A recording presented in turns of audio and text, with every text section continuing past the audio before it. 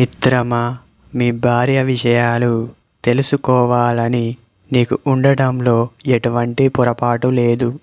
కానీ అవమానపరచడం మాత్రం పాపం. తను కూడా నిన్ను అవమానపరిస్తే నీవు ఎలా రియాక్ట్ అవుతావో తను కూడా అలాగే రియాక్ట్ అవుతుంది. మిత్రమా, ఒకటి గుర్తుపెట్టుకో. మీ భార్యతో నీవు ఎలా ప్రవర్తిస్తావో ఎవరికీ తెలియదు. ఎందుకంటే ఎవరూ నిన్ను అడగరు ఏమైంది అని. మిత్రమా, ఏ పని చేయకుండా ముచ్చటగా మాట్లాడి డబ్బు సంపాదించాలనే ఆలోచనలో కొందరు ఉంటారు. నిజానికి వారు ఇతరులను పొగడటానికి కారణం తమ అసమర్థత బట్టబయట అవుతుందనే భయం. మిత్రమా, అమ్మాయిలతో స్నేహం చెయ్యి, తప్పు లేదు. కానీ పొరపాటు మాత్రం అస్సలు చేయకు. ఎందుకంటే అది నీ మంచితనాన్ని చెడు మార్గానికి తీసుకెళ్లే ప్రమాదం ఉంది.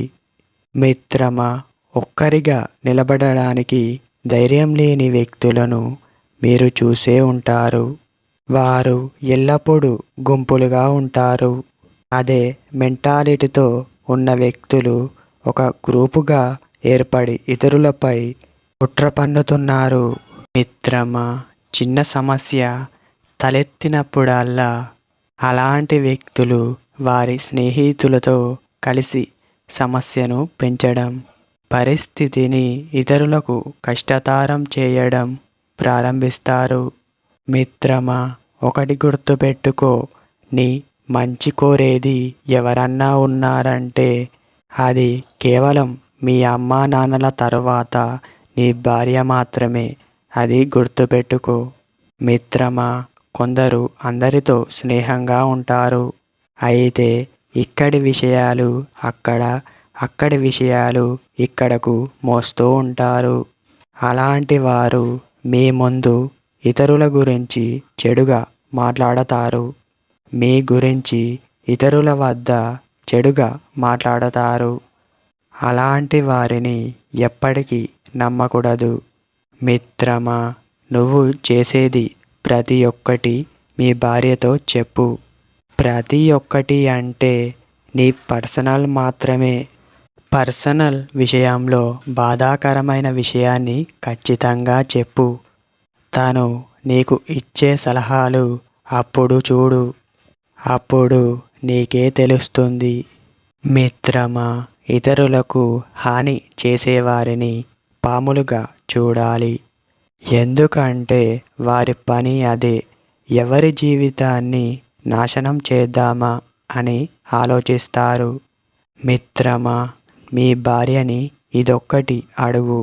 నేను నిన్ను బాగానే చూసుకుంటున్నానా, లేదా నా వల్ల నువ్వేమైనా ఇబ్బందిగా ఫీల్ అవుతున్నావా అని అడుగు. తను ఖచ్చితంగా చెబుతుంది. అవును అని తనని నువ్వు ఎలా చూసుకుంటున్నావో చెబుతుంది. తను మీకు చెప్పే మాటలే నీకు బాధగా అనిపిస్తుంది.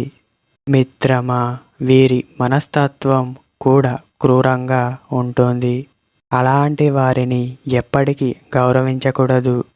ఎందుకంటే అలాంటి వారిని గౌరవించడం సమాజానికి మంచిది కాదు.